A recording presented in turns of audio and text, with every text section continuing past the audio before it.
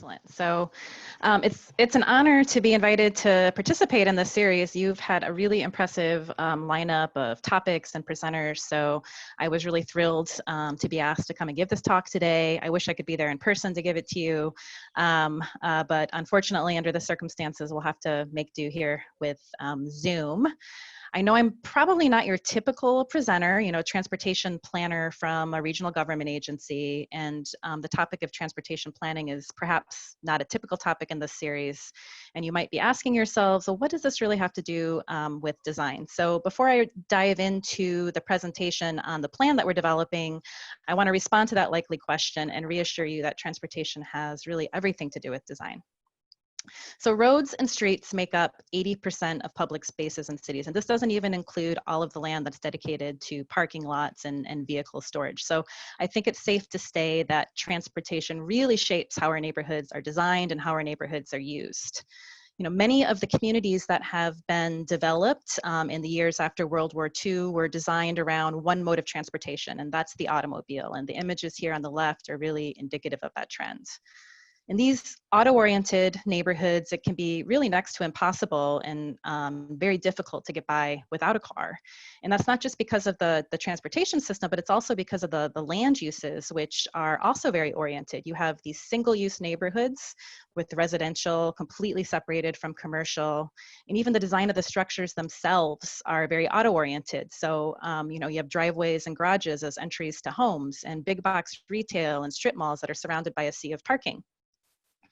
Alternatively, neighborhoods that were designed before the automobile became the prominent mode of transportation tend to be designed quite differently.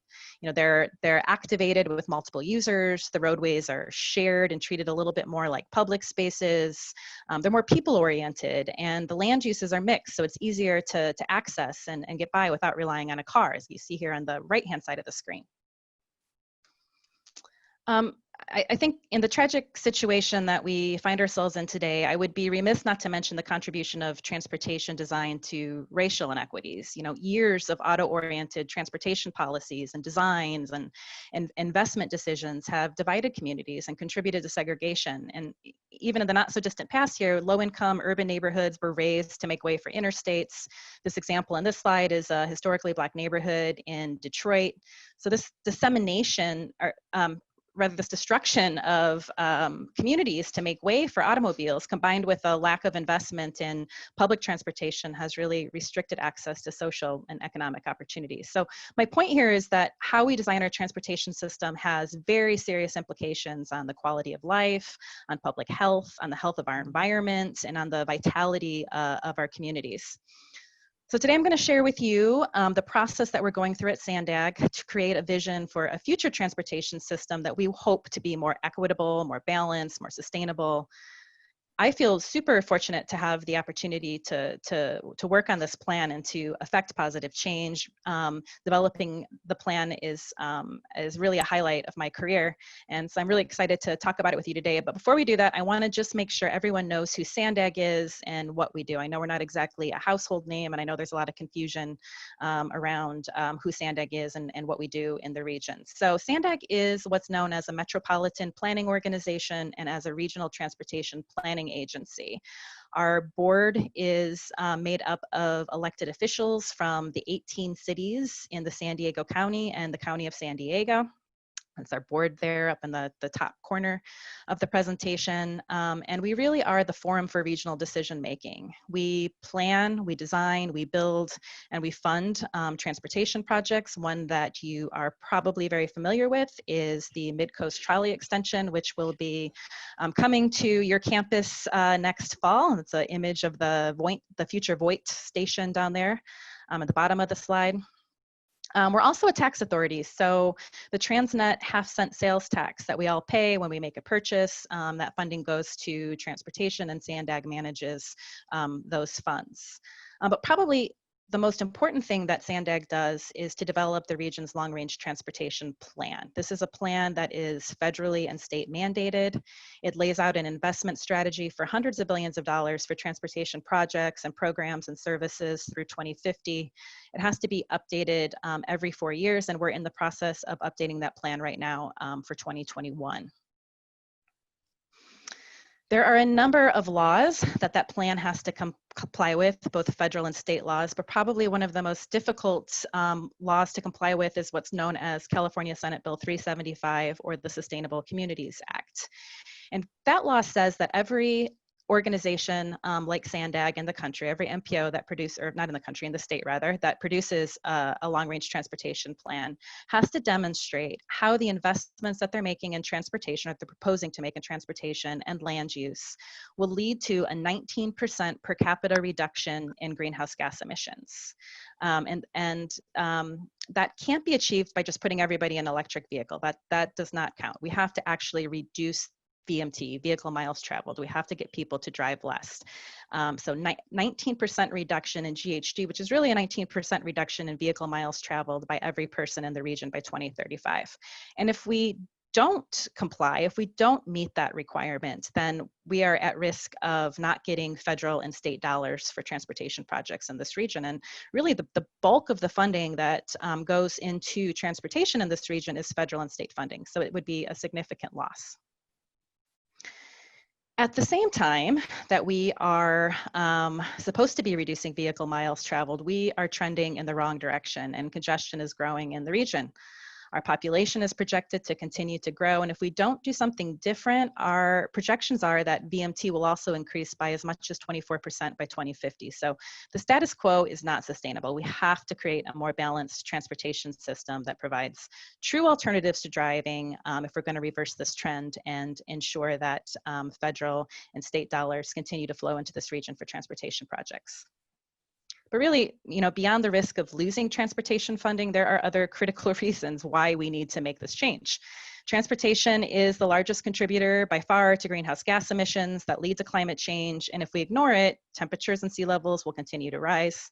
This means longer, more intense heat waves with a greater risk of devastating wildfires and floods. Where sea levels expected to increase by 2.5 feet by 2050, and that really threatens our beaches and our coastal communities. 10 of our 18 jurisdictions are located in the coastal zone here, so this is a big deal.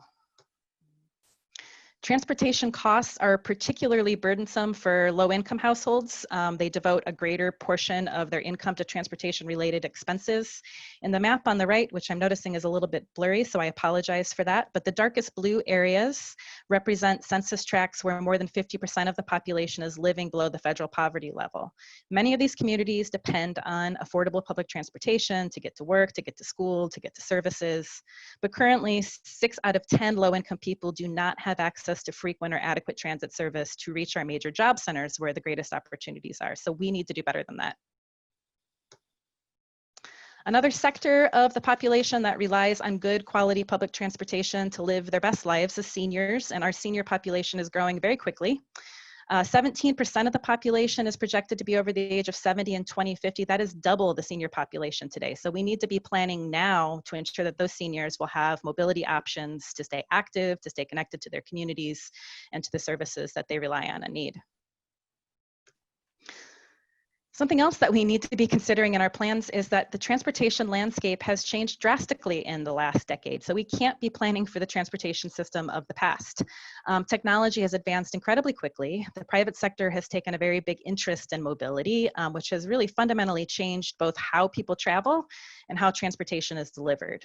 While it's really hard to anticipate what's coming next, we have to at least try to, so that our transportation system can easily adapt and we don't find ourselves reacting to all of these disruptions. So just to help make my point here, app-based mobility services operated by companies like Uber and Lyft have been around for less than a decade, but people are taking billions of trips on these services each year, and it's having a major impact on the transportation system because these services are largely unregulated. I think a good technology trend, is that we have more electric vehicle models available every year, and the demand, particularly in California, for electric vehicles is growing. But our EV charging infrastructure is not keeping pace, and we're not ready to support mass EV adoption. So we need to be investing now in EV charging infrastructure to support this. Cars are becoming smarter with automated technologies that reduce roadway fatalities and injuries, which is a really great thing. But if AVs are unregulated and we don't proactively plan for them and develop policy around them, they could exacerbate sprawl, they could increase VMT and inequities. So we need to be planning for them now too. Micromobility, like the bikes and the scooters, the dockless bikes and scooters literally exploded overnight. It was just a couple of years ago when we woke up one day and there were hundreds of dockless vehicles on our streets and roads. People love them, people hate them, but regardless, we weren't prepared for them, and we need to be kind of proactively planning for whatever comes next. The same goes for microtransit. There are more and more private private transportation operators that are getting into the public transportation business. And all of these innovations present an incredible opportunity, I think, to build upon the investments that we've already made in our transportation system to make our transportation system more responsive and more connected. But we need to be planning and integrating these services and technologies in a way that supports our goals and ensures that we're serving the public good and not exacerbating problems that we're trying to solve. So I've just shared with you a number of reasons why we need to develop a new vision for the future of transportation. And now I want to talk to you a little bit about our strategy, which we call the 5 big moves. And the 5 big moves are really the layers of a complete and connected transportation system, starting with complete corridors, which is the backbone of the system.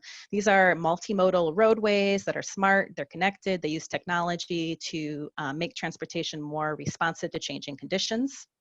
Transit Leap is a network of high-speed, high-frequency services that are fast and convenient and are competitive with driving. Mobility hubs are those activity centers where there's really a high concentration of mobility options, a mix of uses that all kind of converge around transit. Flexible fleets take advantage of the popularity of the app-enabled services that I just talked about and provide sort of a full range of demand-responsive shared mobility services that, connect people to and from transit, but also provide them with an option for traveling around their community, making it easier for people to not have to rely on a private automobile. And last is NextOS, and that's what we call the brain of the transportation system. It's the technology that makes it all work together. So it's a digital platform that ingests data from a variety of public and private transportation sources, and then uses that data to both help us manage the transportation system more effectively, but also to provide the traveling public with better information and better tools for planning trips. So there's a lot of talk these days about mobility as a service, and NextOS is really the enabling technology for making that transition to mobility as a service. So these are kind of difficult concepts to really comprehend. So I want to share with you some kind of illustrations that really help to convey how this all comes together. So this is the complete corridor concept, and it's complete because it's multimodal and it's a smart roadway. So we've got Transit Leap services, a variety of services that are operating here. We have our grade separated, commuter rail that is running adjacent to the freeway. We have a lane that is dedicated to transit operating in the freeway, so we can really offer true bus rapid transit that doesn't get stuck in the same congestion as other people, and makes transit a more compelling option. And we have the transit services that are operating on the local roads. There's also dedicated and safe infrastructure for active transportation, so people on bikes and people walking and people using micromobility services. Flexible fleets are prevalent, so we have all forms of flexible fleets here and dedicated space for parking those next to the transit stations so they can provide that first last mile connection. And again, like we did for transit in the roadway, we have a lane that's dedicated to shared mobility, higher occupancy vehicle modes. And then the next operating system is really what is, making this all work. It allows us to dynamically manage the lanes, to assign lanes to different uses, depending upon the demands at any given time of day. You can have it dedicated to transit during certain times. You could have it dedicated to a lane dedicated to commercial trucks during certain times. And then in the future, when EV charging infrastructure evolves, inductive charging can be embedded in roadways so that when EVs pass over that charge point, it extends their range and makes electric vehicle ownership more practical for people in the future. And this is the mobility hub concept. This is a very urban example of a mobility hub, and I don't want you to think that mobility hubs only exist in urban environments. They can exist, anywhere. But what we want to convey here is that mobility hubs aren't just places where you go to catch the bus or to get your train. They're really about creating these true kind of transit-oriented multimodal communities. You've got a mix of land uses, all within access to transit and other transportation choices. And there's amenities and placemaking that so that these mobility hubs are places where you might actually want to be, not just go to catch transportation, but you might want to hang out, have a cup of coffee. Technology helps as well. So smart intersections can make travel for bikes and pedestrians a little more safe at intersections, but it can also provide priority to transit vehicles or emergency vehicles at intersections. And we're even thinking about last mile delivery. So urban freight congestion is a very real issue, and it's a growing challenge in urban environments. So if we can start to think about how mobility hubs can serve for package pickup and drop off, having packing stations here and using drones and bots for delivery, we might be able to relieve some of that congestion, and people can take care of their errands, picking up, dropping off their packages on their way to and from transit. Technology also allows us to start thinking about transit a little bit differently. And this is an example of what we call our next generation microtransit vehicle. These vehicles are smaller, they're more demand responsive, they use connected vehicle technology, so they're adaptable to demand. They can connect and platoon to provide more capacity when it's needed. And they feature onboard amenities that make transit a little bit more enjoyable, creating a kind of first-class experience. Wi-Fi, storage for rideables, and other goods that you might have. And they even include provisions for things like privacy screens, ambassadors that can assist to help passengers that may need it and to make transit feel a little bit more secure. And we've even included a cleaning bot to address sanitation and health concerns, which are really prevalent right now in the pandemic. So now you have a better understanding of the concepts. I want to pivot and talk a bit about the process that we're going through to develop the best possible plan for the region. This has been a very data-driven planning process, much more so than any plan that we've developed in the past. We're analyzing a wide range of data to understand how people need to and want to move around the region so that we can apply the 5 big moves to make these connections better. So we started with taking a really detailed look at where people live and where they work, because commute trips tend to be kind of the easiest to solve for. They're predictable, right? They're not discretionary trips. They happen around the same time every day, the same day of weeks, and they cause the most congestion and delay in the region. So the map on the left is population density. The darker the color means the more people that are living in that particular area. And then the map on the right shows our region's largest employment centers. So we call these our tier 1 and tier 2 employment centers. These are where the highest concentration of jobs are located in the region. It comprises over 40% of the civilian jobs in the San Diego region. So the interesting thing about San Diego is, we don't have a central business district that everyone is traveling to go to work every day. In fact, our downtown is not our largest job center. The largest job center in the region is Sereno Valley, Kearney Mesa area, and around University. Our jobs are distributed, which makes it really hard to plan for a transportation system to meet the needs of everyone. You have people living everywhere, kind of traveling everywhere on a daily basis. And I'll show you that with the data. So we use census data to make the connections between where people live and work. And this map shows all of the origin and destination lines to those major employment centers. The darker lines represent the highest volume of trips, or the largest number of people that are traveling between those 2 points. And to really help kind of visualize where those primary origin destination connections are, we've simplified this by grouping together nearby population areas, so you can easily distinguish where the highest volume of commute travel is occurring in the region.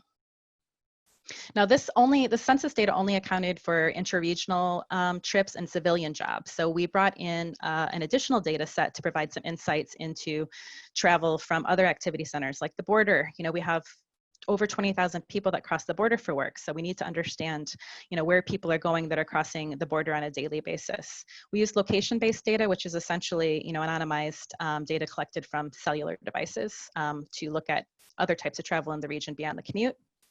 We looked at recreational activity centers, so things like Balboa Park and Mission Bay, where people are going to recreate, but that are also, popular tourist destinations.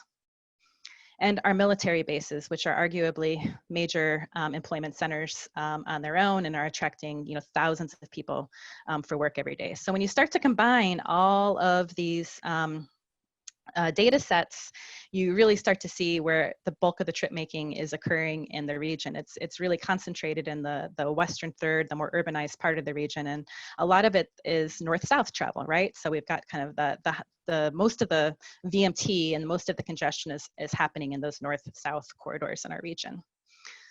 So this really helps our planning team kind of understand what's happening in the transportation system and to understand where they need to make different types of investments.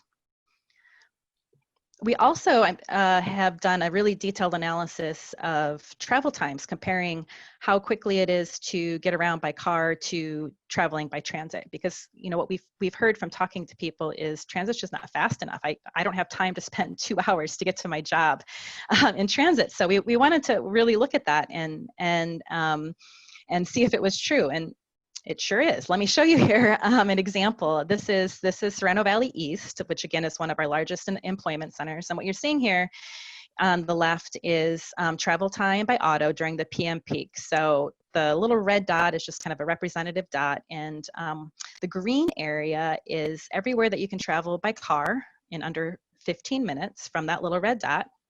The kind of orangish mustardy color is everywhere that you can travel between 15 and 30 minutes in a car. And then the white is, anywhere you can travel over 30 minutes. On the right-hand side is travel time by transit. So that's from that same little red dot in the middle of the employment center. The green area around that dot is where you can travel by transit in under 15 minutes. I am almost certain I could run farther, faster, certainly ride my bike farther, faster. And the mustard area is 15 to 30 minutes. And then the white is everywhere else. So the employment center of Sereno Valley here, this particular employment center attracts about 129,000 employees every day. Most of them, as you can imagine, are driving. It creates a lot of congestion on our roadways because there isn't a viable alternative for those folks to take. So in addition to analyzing all of the kind of observed data, we've been doing a lot of talking to people around the region to hear directly about their transportation concerns and their needs. And so this is, delivering hundreds of presentations to different community organizations and business groups and student groups. We've held a number of interactive workshops with a variety of stakeholders, including our tribal communities and Mexico. We had a cross-border mobility workshop down in Tijuana to make sure that we're coordinating our transportation investments with our neighbors in Mexico. We've met with some of the largest employers in the region and done some focus groups and interactive workshops. We also created a collaborative workspace that's called the Vision Lab. Colleen has visited the Vision Lab, Deborah as well have visited the Vision Lab. But this is not only a space where the planners that are putting together the team are working together, but it's a place that's open to the public. We have public hours many days during the week, and we invite people to come up, to look at the data, to ask questions, to provide input. So it's been a really great way to engage with people around the plan. We also have formal partnerships with a network of community-based organizations throughout the region. So we work with CBOs, we provide funding to community-based organizations to help us both get the word out, but also to get input from their constituents and their communities. So it's been a great way to hear from people that might not have the opportunity to participate in the planning process normally. In addition, we've adopted a human-centered design approach to developing the solutions in the plan. So we've learned a lot from Colleen and Deborah, our friends at the Design Lab, and it's really inspired us to apply the approach to this planning process so that we can have more in-depth conversations with individual people around the region and not expect them to have to come to us, right, to come to a meeting in the evening and learn about the plan and kind of traditional methods that government use for engaging with the public. So we've done intercept interviews and focus groups with diverse residents from around the region. The dots on the map show kind of the communities where people live that have participated in this process. We're using the information that we're gathering to develop ideas that address their transportation challenges. And then we come back and we test those solutions with the same residents to, just find out if what they think about the ideas that we've come up with. So it's been a really iterative process, and it's really offered a very meaningful way of engaging with citizens that are ultimately impacted by the plan. So through all of this outreach, there are some very common themes that have emerged, and these themes are not surprising or are new information, but I just wanted to kind of share with you what we're hearing from the public. A lot of the feedback that we're getting is around transit and how transit doesn't work for many people today in the San Diego region. Safety and security is a major issue. People don't feel safe on transit or at the transit stops. They don't feel secure. They don't feel like transit is clean. Reliability is another big issue, and frequency. It's too long to take transit. Even people who'd like to take transit just can't take the time to do it. It's not frequent enough. It doesn't operate during hours when they need to take transit. The network isn't complete. It doesn't go where people need to go. So you saw in the example that I showed on Sereno Valley East is, the transit really isn't serving that area. So even if people wanted to take transit, there really isn't a good option for them. And then even the populations that depend upon transit, people that don't have a car or can't drive, aren't getting their transportation needs met. Hear a quote here from an employee who doesn't have a car, has to take the bus and then the coaster to get to Encinitas for work. And he or she leaves Chula Vista at 6 a.m. for a 10 a.m. shift. That's not acceptable. 4 hours one way to get to work. We need to do better. Some of the other things that we've been hearing a lot about is actually the lack of school bus service. So many schools in the San Diego region don't offer transportation for students, which means that parents have to transport their kids to school. So we've heard from parents like, well, I'd love to take public transit, but I can't because I need my car to transport my students. The other thing that we hear is that creates a really unsafe environment around school. So you have a lot of cars and congestion in the mornings during the morning drop off and the pickup, and it's not safe for kids that are maybe walking in the area, biking in the area. And speaking of safety, biking is a topic that we hear a lot about. People want to ride their bikes. They like riding their bikes recreationally, but they like doing it in places where they have safe infrastructure to ride their bike. So dedicated bike paths like around Mission Bay. And people would like to be able to ride their bikes more for just their day-to-day transportation, but they won't unless there's safe infrastructure. Another thing that we hear a lot about is distracted driving. So people have never felt more unsafe walking and biking because people aren't paying attention when they're driving. They're looking at their phones. We hear similar things about micromobility. I mentioned earlier, people love it or hate it, but regardless, everyone agrees that they also need safe infrastructure and that there's more regulations needed, and those regulations need to be enforced so that those services can operate safely and that they don't create a nuisance for communities. And then we just hear this idea of people planning their lives around traffic.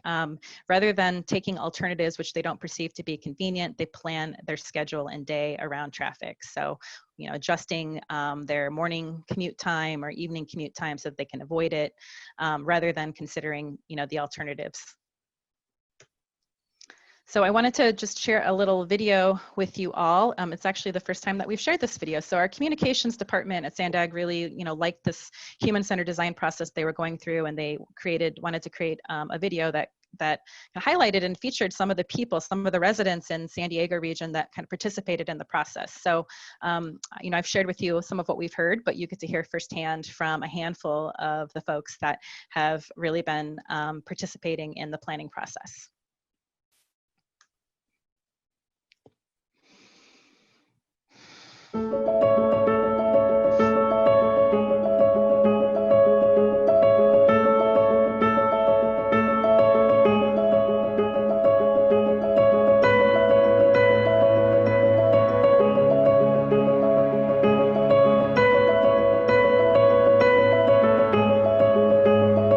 My commute experience when I'm in rush hour is horrible. Even if I'm going 3 to 5 miles, it can take me up to 40 minutes sometimes to get to work.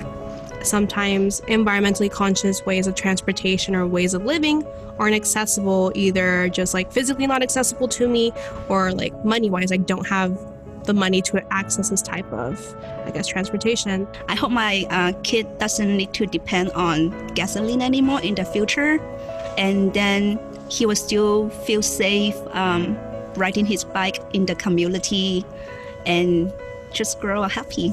transportation that considers not just the everyday working person, but also maybe that senior citizen who needs to make the doctor's appointment at a certain time, but because of a lack of transportation can't make it. I'm not in favor of expanding areas where we live. I think if there's a way to build up instead of out, I think that makes a lot more sense environmentally. And then to work on the public transit infrastructure instead of building new highways and adding new cars to an already clogged system. What you need to do is forget that you have a car. How are you going to get from this place to this place? How do you want to get there? If you present me with an option that is superior to the current method of transportation I'm using, I'm naturally going to gravitate to it, and I won't be alone. There'll be widespread adoption. Finding new solutions for getting around the San Diego region starts with understanding the needs of each community. That's the heart of human-centered design. SANDAG is combining community input with advanced analytics to illuminate an innovative and sustainable future for transportation. We're thinking holistically about optimizing current solutions and integrating new technologies that unite to offer you greater choices. Options that will make transportation faster, more accessible, flexible, and smarter. Now is our time to be forward-thinking. We have an opportunity to do things differently. A chance to be bold.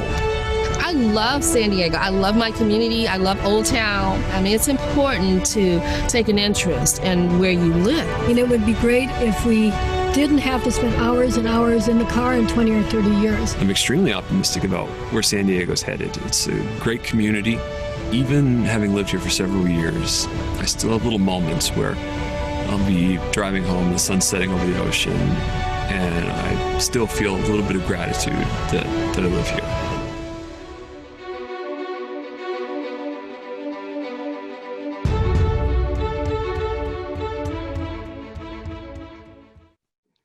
All right. So, trying to get to the next slide. There we go. So in terms of next steps in the planning process, we will be presenting the new proposed transportation network to our board of directors and to our policy committee and the public in early August. And I would really encourage you, if you're interested, to stay connected to the process. You can go to our website to sign up to receive email updates about upcoming presentations and meetings. And there's a lot more information than what I was able to provide today on the 5 big moves and the process that we're going through. We've done this whole series of webinars, brought in outside speakers to talk about the 5 big moves. We're really active on social media, so you can follow us on social media as well. But that really is my presentation today. I've talked for a really long time, and so now I'd like to, hear from you. I'm curious to hear about what you all want for transportation in the future, kind of your reaction to what you've seen today, and of course, I'm happy to answer any questions that you might have too. So let me stop sharing my screen here. Sure, and if you could, so we can all see each other and turn on my turn on your camera. Yeah. Somehow I managed to turn that off when I turned on the screen. Hi. Sorry about that. Thank you, Antoinette. Okay, so we're opening it up, right? So Deborah's going to seed a little bit of the conversation because some questions did come up in the group chat. And don't forget, I would really love it if you could raise your hand and we can call on you and you can ask her in person as well. So thanks, Antoinette. It's really nice to see kind of all this effort go into the plan. And obviously, people are concerned about the most recent experience about the COVID-19. And a couple of things. Colleen actually asked, COVID-19, how will it impact shared use behaviors in San Diego? Do you have any sense about that? But I also want to read Joshua's, well, not Joshua, but Jenny. The SANDAG get to count the big hit of vehicle miles that COVID-19 has had on the greenhouse gas targets. So is there anything, and can you measure anything? Yeah, so VMT has definitely gone down, but you know, we can't really take credit for something that if it's not sustained. And what we're seeing already is that traffic is beginning to pick back up as the economy begins to open. People start going back to work. People feel more comfortable getting out and about in their communities. I think we're at a real risk right now of VMT actually going up even more because of people's lack of confidence in public transit and fears about exposure to COVID and disease. So we're going to have to work with the transit operators to really help people to get people more confident again in taking public transportation. I mean, this is a long range vision, so we get asked this question a lot, but this is a plan for transportation that looks out 30 years. So we're not assuming that what's happening right now as a result of the pandemic is going to be sustained into the future. Another thing that we hear about is telework, and we've heard from a lot of people, well, everyone's just going to work from home from now on, so we don't need to continue to invest in public transportation. Well, that's not true. We've done some analysis, and it's about 39% of workers in San Diego can have jobs that are actually teleworkable, right? So that's 60% of people that still have to go into the office every day. And when you look at the essential workers or the critical workers, the majority of those jobs are not teleworkable jobs. And many of those jobs are low-wage jobs, and those commuters rely on public transportation. So we need to continue to make sure that we have a well-functioning transportation system for all of those workers that rely on public transportation, and will continue to rely on public transportation. Very interesting. I have a hand up if we can. Yeah. Let's do one more from the questions, and then we'll go to the hand up.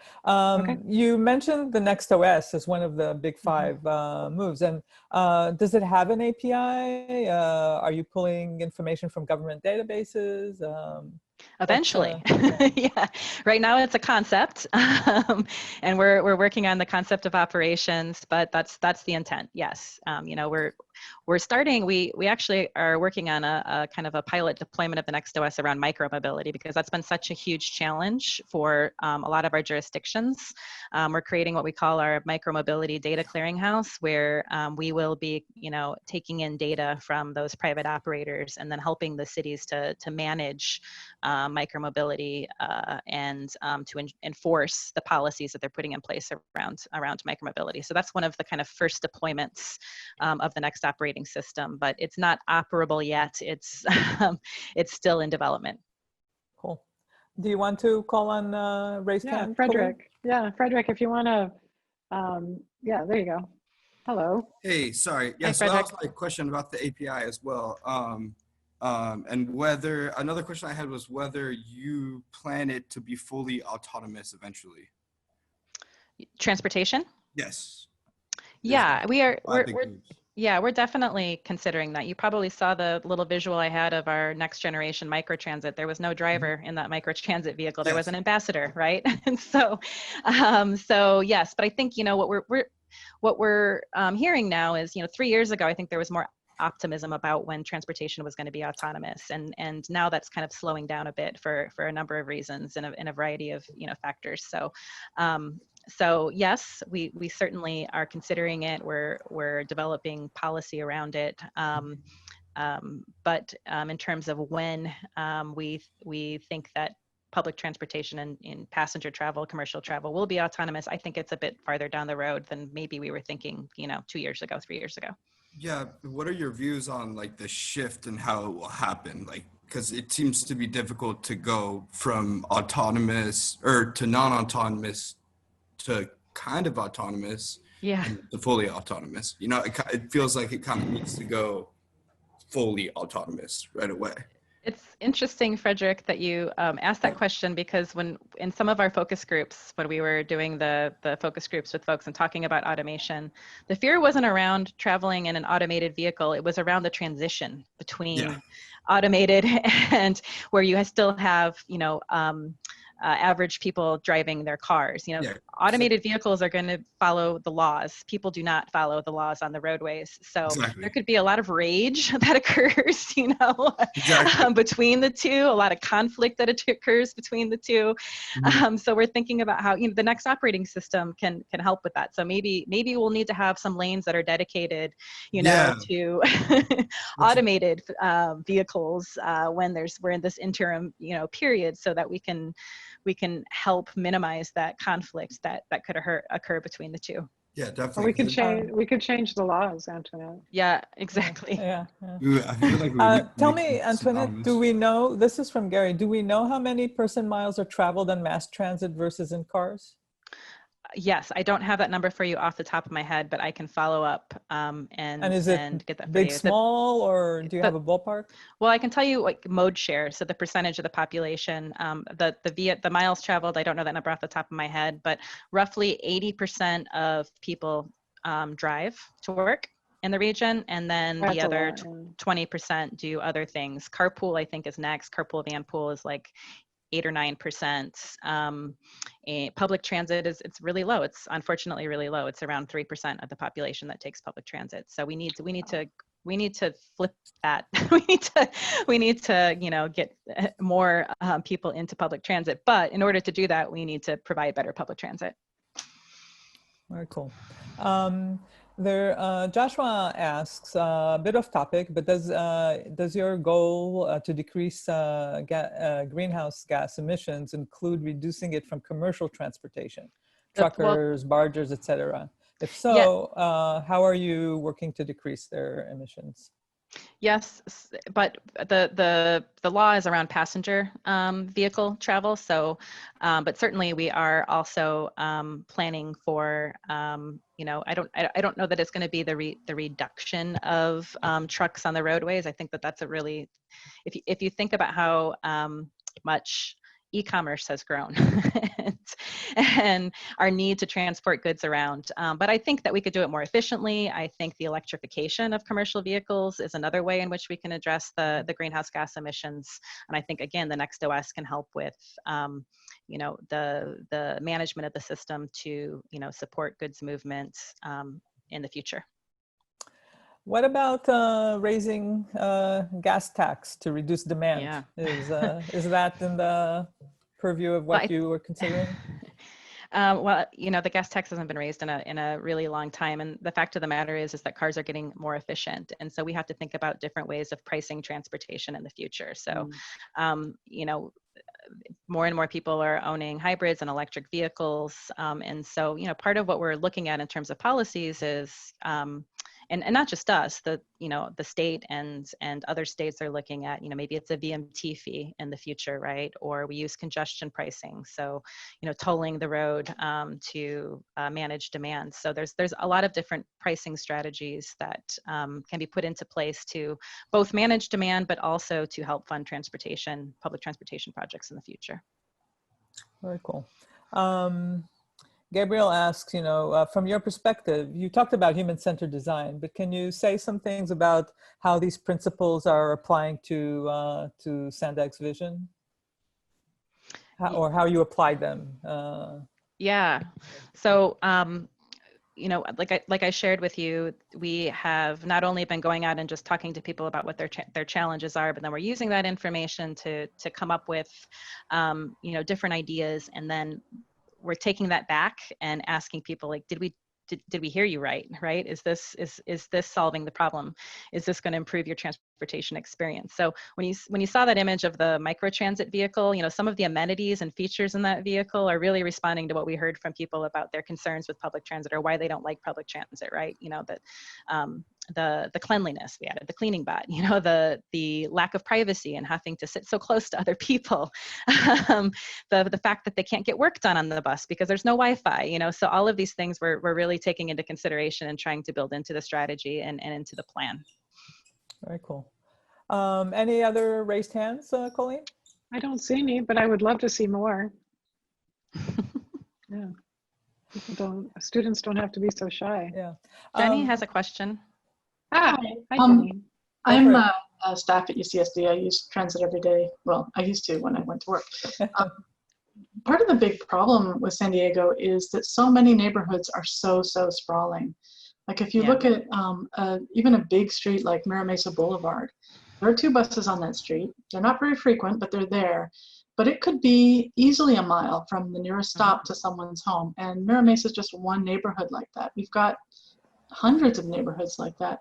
How do we possibly solve that last mile problem when we're talking about probably over the scope of the city, maybe hundreds of thousands of people that live in neighborhoods like that, that just, I mean, it's just too far to go to get to transit right now.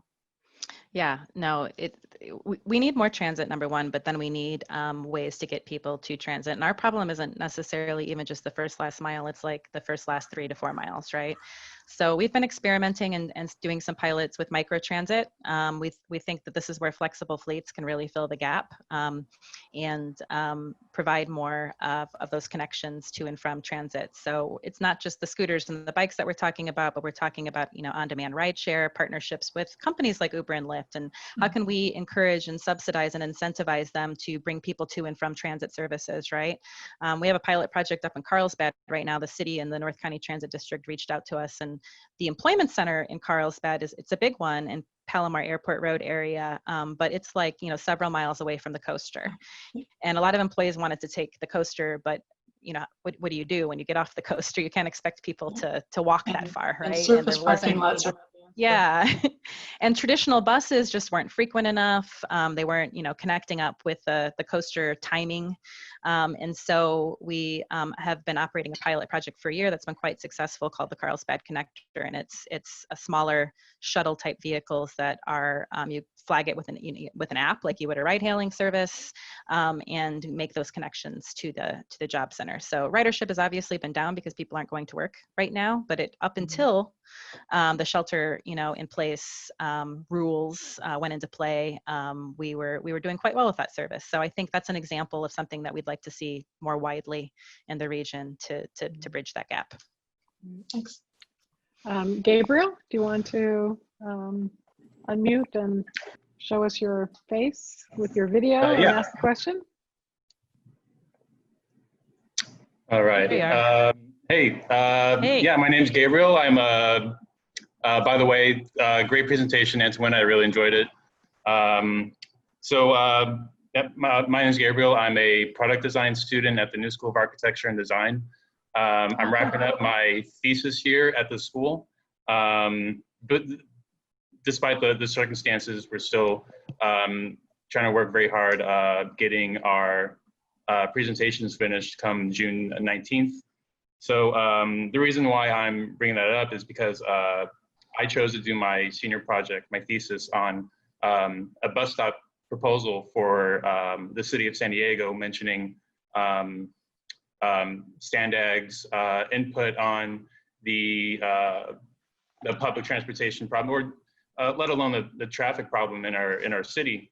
And I came up with some valuable intake. And my question is maybe have some time to look at it, because I have a presentation together. That's kind of what I wanted to say. Sorry for taking your platform there. Yeah. Do you have a question, Gabriel, maybe too, for Antoinette, or do you want to share one of your insights with her? And I'll let it.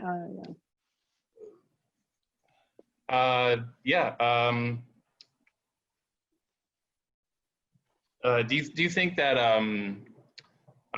human factors and like maybe the way we interact with technology, or the new services that are coming up with your proposed plan, maybe in the next 5, 10, 20 years, do you think that we might approach technology and services related to transportation?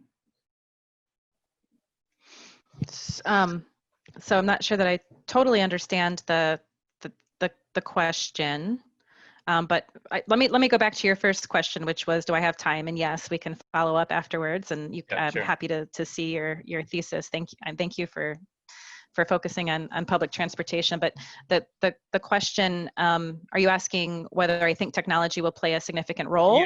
Yeah. Maybe more specifically, you know, the way we're going to pay for public transportation, the way we're going to get tickets or, you know, get schedules for public transportation, do you think that might drastically change and maybe even be unrecognizable from today's standards?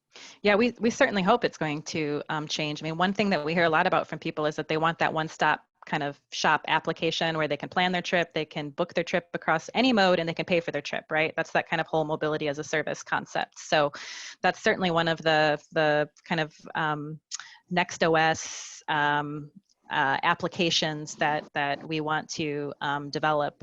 Our transit operators are moving in that direction now. They might not be integrating other services into their app, but they are transitioning to, you know, an app where you can, it's called Compass Cloud. So, you know, you can you can pay for your trip with your app. You don't have to have cash or the card, the smart card, to be able to access transit.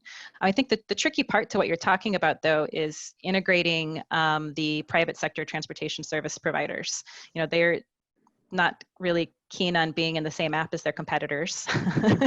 And they haven't been great about sharing data. You know, it's been a battle that we've had with them for a while, is kind of getting data on how their services are operating and functioning. Even when we have partnerships with them, you know, it's hard to get data to understand how those pilot projects in those partnerships are operating and behaving and functioning. So that's one of the biggest challenges that we have to overcome, is that data sharing piece and getting the private sector companies to integrate with public transportation and to play nice with each other. Very cool. Thank you, Gabriel. Julia, you have your hand up. Yes, hi. That actually nicely kind of goes into my question. I was gonna ask about, sorry, I'm just trying to figure out how to lower my hand, but it looks like I already did that. I was gonna ask if you could tell us a little more about the element of aerial mobility. You mentioned the sort of last mile delivery, and I'm wondering if that's the kind of thing that, like, the city will own drones and operate the drones individually, or are you gonna be working with sort of private sector companies like Amazon or whoever it is trying to operate the kind of drone delivery idea? And how exactly, just if it's not too difficult, how do you discuss these sort of future hypotheticals in your human-centered research when they're not really existing yet in a way that you can point to?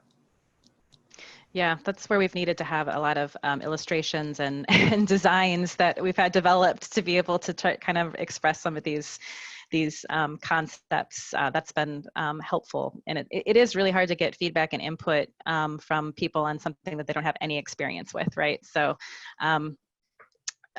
we've had some good graphic designers that have supported us throughout the process. But yes, we are thinking about aerial transportation. I don't know if you saw in the Mobility Hub, but we actually had like a little Uber Air type vehicle that was kind of on top of one of the buildings there. We don't really have an investment strategy quite yet because we're still learning a lot. I don't know if you're aware, but the San Diego region was actually selected as, I think, one of 10 locations for an FAA pilot project on UAS, on unmanned aerial systems.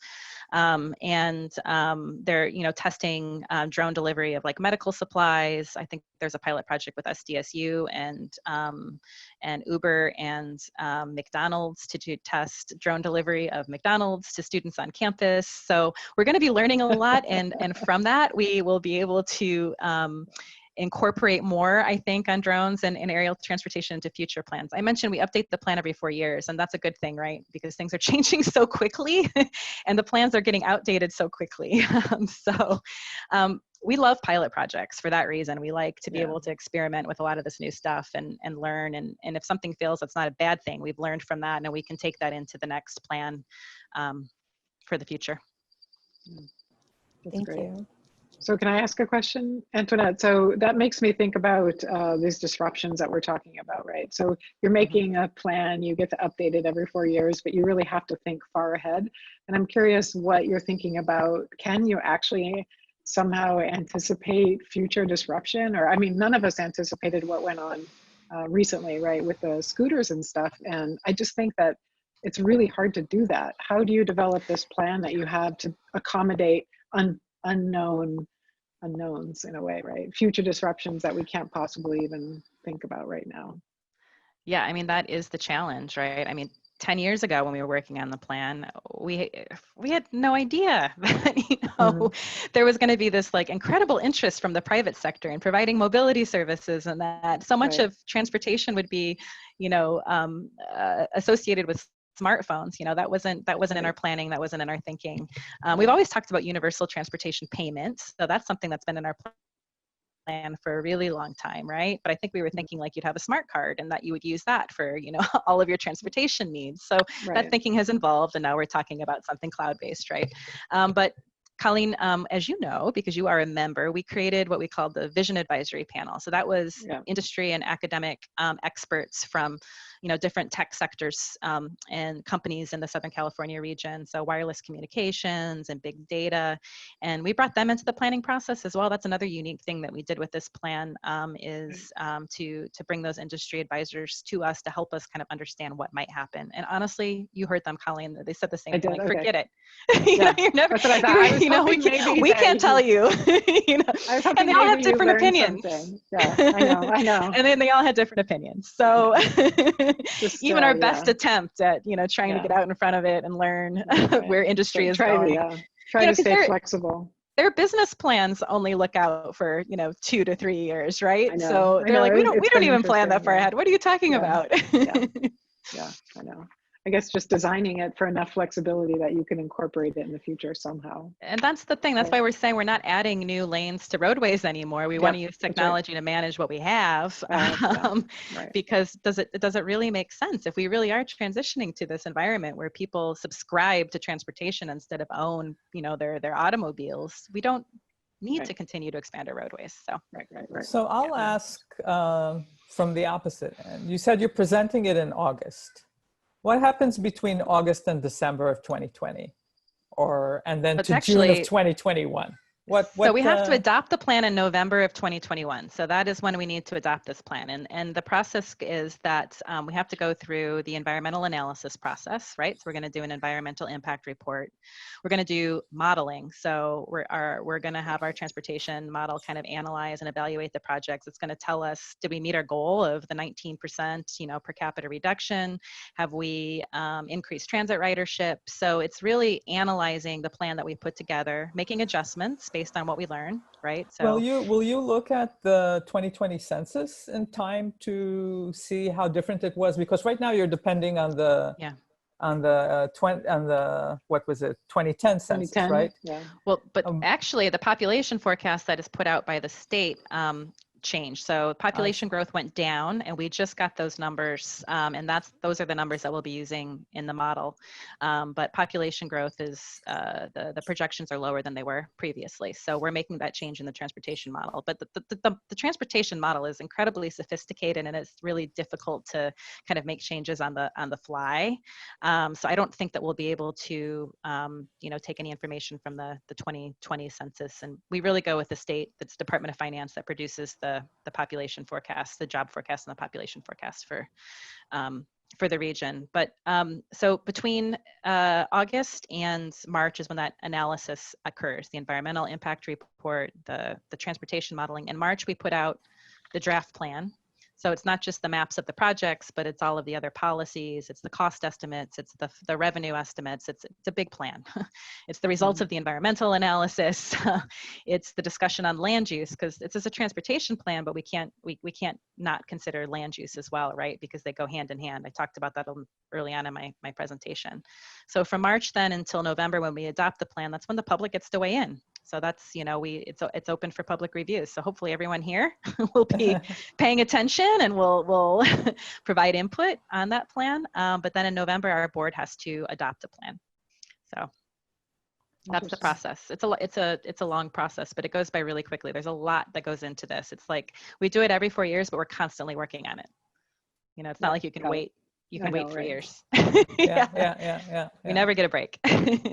Do you want to, can we do one, do you have time for one more question, Antoinette? Maybe Deborah, you want to read, if we do, from Gabriel? At the bottom of the chat. Yes. We obviously have invested billions to build our current infrastructure, including highways with 12+ lanes. When envisioning the future, particularly a future with level 5 autonomy, how will we transform those mega highways? So what was the first part of the question? You broke up a little bit. Yeah, that we've invested so much in 12 plus lanes in the freeways. Yeah. And will level 5 autonomy, will that change? But it certainly creates capacity, right? So part of that discussion that we're having right now, when we hear from folks, well, we just need to add another lane to the freeway, is, you know, if we are transitioning to connected and autonomous vehicles in the future, those vehicles can travel very closely together, and that creates a lot of capacity within the existing roadway. So I think part of the justification for, you know, not continuing to expand the freeways is that, you know, technology will sort of change how the existing infrastructure is used. Very nice. So when will we be able to see something around us that we'll be able to say, I remember Antoinette, she gave a talk in Design at Large in 2020, and here it is in the world? Actual deployments? Exactly. Yeah, or so just kind of I want to just so I want to just share with you that, you know, the Mid-Coast is like 30 years, the Mid-Coast trolley is like 30 years in the making, unfortunately. So some of these major infrastructure projects take many years. They have to, you know, the environmental process. So we go from this you know, big picture regional vision, and then you have to do kind of the specific studies around alignment and, you know, engineering these, and then there's a rigorous environmental process that you have to go through. So, you know, just the planning and the design stage alone takes a long time, and then there's the, you know, the construction, right? So I think for any of the major transit investments that are proposed in the plan, it's going to be a bit before you see something that, you know, or you're able to experience something. However, a lot of the other projects are things that we can launch and will launch right away, right? I mean, these pilot projects with microtransit and flexible fleets, the next operating system and improving the technology. Even, you know, you saw how we're proposing to manage the lanes. Like those managed lanes projects can be deployed earlier, and bus rapid transit projects can be deployed earlier. So, you know, I think that in the next decade, you'll see a lot of projects that will come out of this plan, but it might not be, you know, the subway because that just takes so long to build. We'll expedite it as much as we can, you know, but there's a lot of constraints. How do you personally, first of all, I mean, you know, you're what, regional planner, or how do you keep yourself motivated? I mean, on a day-to-day, what kind of, you say, okay, this was worth putting effort into. This was, I mean, for anyone who's kind of thinking about future in a role like yours, how do you stay with it? Well, my job is super exciting because transportation, especially right now, right? I mean, it is that the industry is changing so much. It's really dynamic. But, you know, in the beginning of my presentation, I talked about the importance of transportation. It's something that we really take for granted. We don't think about, but, you know, when you look at, again, like how communities are designed, the opportunities that communities have, right? It's so important to every aspect of our lives. So to have the opportunity to be an agent for change, you know, is incredibly motivating. And so when I graduated from college a long time ago, I was doing social work, and I thought I wanted to do kind of more traditional social work, but you know, transportation planning really is social work in a lot of ways, right? And so I never expected to see myself, you know, here. I thought I would be, you know, doing, you know, something working with like disadvantaged youth or, you know, people with disabilities. But, you know, what I do impacts everybody. It creates opportunity for everybody. It creates access to opportunities. So that's what motivates me. That's what keeps me interested. And it's politically charged, though. You know, transportation it's difficult. Like everybody has an idea around, you know, how we should be investing in transportation, and you know, some people just want to get in their car and drive as easily and quickly as possible. You know, some people want to be able to take transit for all of their trip making, and to try to bring those two those two very different beliefs and opinions together is, it's really challenging. And I thrive on challenge, so that's the other thing that keeps me going. And you have 18. The board of directors has to approve it. There's 18 cities, and I can't imagine. Oh yeah, that they and you know, and we're actually lucky. When you go up to like SCAG, the Southern California Association of Governments, they have multiple counties and over 100 cities that they're trying to coordinate transportation projects with. And the same with the Bay Area, you know. So to only have 18 cities in one county is actually unusual, and should make things easier, but it doesn't, because you know, there's just a lot of diversity in our region, and Thanks so much. This was was such a nice. Thank you so much. It's a nice thread throughout the series to end up with kind of thinking about where we live in San Diego, and seeing how design can play out at that level. Really appreciate it. Well, thank you for the opportunity.